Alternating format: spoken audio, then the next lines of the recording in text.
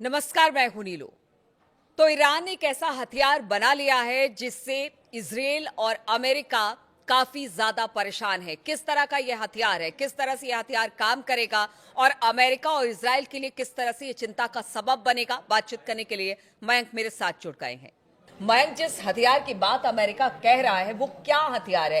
क्योंकि अभी तक तो हमने बड़े बड़े हथियार देखे, बहुत सारे देशों के पास देखे, लेकिन इसमें ये अलग क्या है? ये किस तरह का हथियार है? देखिए, पेंटागन के चीफ स्पोक्स पर्सन हैं शॉन पार्नेल। इन्होंने एक प्रेस कॉन्फ्रेंस के दौरान ये बात कही है कि Iran is developing plasma weapon technology. अच्छा। अब हम जिस चीज़ की बात कर रहे हैं इसकी बात पहले कभी नहीं हुई है। हम पहली बार ईरान को लेकर इसकी चर्चा कर रहे हैं। देखिए, ये पेंटागन के जो चीफ स्पोक्स पर्सन हैं शॉन पार्नेल, इन्होंने कहा है कि ईरान जो है वो प्लाज्मा वेपन टेक्नोलॉजी बना रहा है। और उन्होंने आगे कहा, we do not rule out the existence of such technology. देखिए, ये अब हमको ये समझना होगा कि सबसे पहली बात कि ये प्लाज्मा वेपन टेक्नोलॉजी है क्या और इससे बने हथियार कितने खतरनाक हो सकते हैं। ऐसा कहा जा रहा है कि ईरान जो है उसने पिछले 5 सालों से इस प्लाज्मा वेपन टेक्नोलॉजी पे काम करना शुरू कर दिया था। खामेनेई ने इस पे काम करना शुरू कर दिया था और अब ईरान बहुत करीब पहुंच गया है इस वेपन को बनाने में। और अगर ऐसा हो जाता है तो ये अमेरिका और इजराइल के लिए एक बड़े सदमे से कम नहीं है। ये बेहद खतरनाक वेपन होता है और इससे आप ये कहिए कि बहुत बड़े पैमाने पर तबाही मचा सकती है और ईरान इसके बाद निश्चित रूप से एक सुपर पावर के रूप में ईरान की गिनती होने लगेगी अगर हथियारों की बात होगी तो।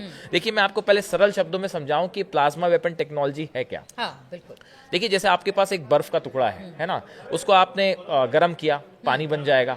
उसके बाद और गर्म किया तो वो भाप बन जाएगा। लेकिन जब आप उसको और ज्यादा गर्म करेंगे तो एक स्टेट में वो पहुंच जाएगा जिसे कहते हैं प्लाज्मा। ये 4th स्टेज होती है किसी भी मैटर की। जैसे आपने अगर फ्लोरेसेंट जो कलरफुल लाइट्स होती हैं, फ्लोरेसेंट लाइट का जो कलर है वो देखा हो, या आपने इमेजेस में कभी सूर्य को देखा हो, उसके आसपास अगर आपने कभी वीडियो में देखा हो तो किस तरह की चीज दिखाई देती है, ये होती है प्लाज्मा।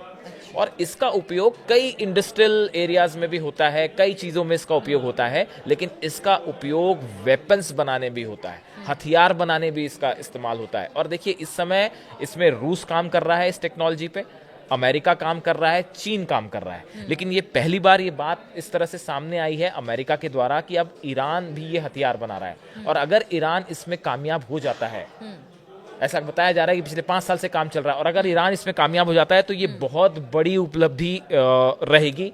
देखिए, ईरान की जो atomic energy organisation of Iran है, इसके जो चीफ हैं मोहम्मद असलामी, उन्होंने ये कहा था अभी हाल ही में कि हमने इस टेक्नोलॉजी का सफलतापूर्वक इस्तेमाल किया है उद्योगों के लिए, इंडस्ट्रियल वर्क के लिए।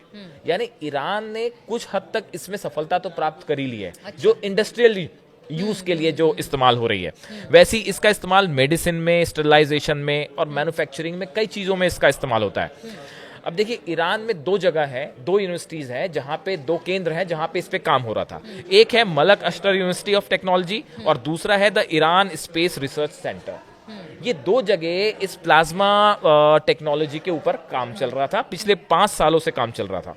और अब जो है ऐसा बताया जा रहा है कि देखिए, अमेरिका का कहना ऐसा है, जो उनके स्पोक्स पर्सन हैं शॉन पार्नेल, उनका कहना है कि हमारे पास अभी इसका कोई सबूत नहीं है।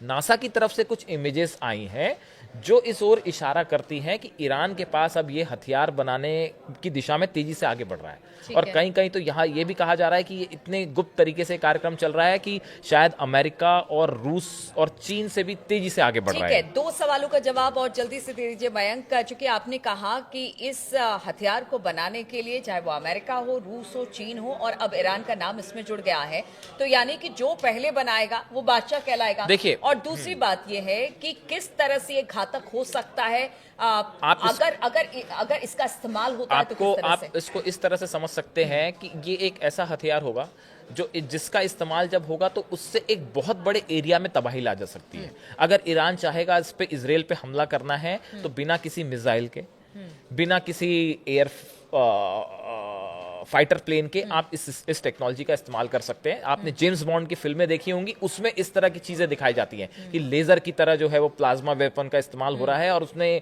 बहुत बड़े एरिया में जो है वो आग लग जाती है या बड़ी तबाही आ जाती है। तो ये टेक्नोलॉजी देखिए, अमेरिका इस पे काम कर रहा है, US defence advance research project agency जो है वो इस पे काफी समय से काम कर रही है।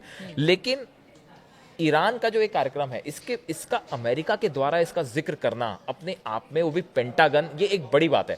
या तो एक ये मेंटल वॉरफेयर भी हो सकता है कि आप ईरान के ऊपर और सैंक्शंस लगाना चाहते हैं, हाँ। ईरान के खिलाफ माहौल बनाना चाहते हैं, इसलिए ये बात कही गई अमेरिका के द्वारा। हाँ। और या फिर वाकई देखिए, काम तो ईरान पे इस पे हो रहा है और ये बात ईरान भी समझ रहा है, खामेनी भी समझ रहा है कि भाई आगे कहीं हम पे हमला ना हो जाए, हमारा हाल इराक जैसा ना हो जाए, ऐसे में अपनी सुरक्षा का इंतजाम करना जरूरी है। और इस लिहाज से ईरान कई ऐसे हथियारों के प्रोजेक्ट्स पे काम चल रहे हैं, चाहे वो मिसाइल हो, चाहे वो न्यूक्लियर बॉम्ब्स हो, चाहे वो उसका ये जो प्लाज्मा टेक्नोलॉजी हो, ताकि आने वाले समय में अगर अमेरिका या इजराइल से हमला होता है तो करारा जवाब दिया जाए। ऐसे में ये प्लाज्मा टेक्नोलॉजी जो है, वेपन टेक्नोलॉजी, अगर ईरान आज नहीं और अगले मान लीजिए कुछ सालों में अगर इसको हासिल कर लेता है तो इसमें कोई शक नहीं है कि मिडिल ईस्ट में फिर ईरान को हराना असंभव होगा। बिल्कुल, तो ईरान को हराना असंभव होगा। जिस तरह के हथियार की बात अमेरिका कर रहा है, क्या वाकई ऐसा है कि ईरान इसे बना रहा है, तो बड़ी चिंता का विषय है। चलिए, इस खबर पर लगातार हमारी नजर बनी रहेगी, तमाम डेवलपमेंट्स लेकर हम आपके लिए आते रहेंगे। फिलहाल हमारे साथ जुड़ने के लिए बहुत बहुत शुक्रिया।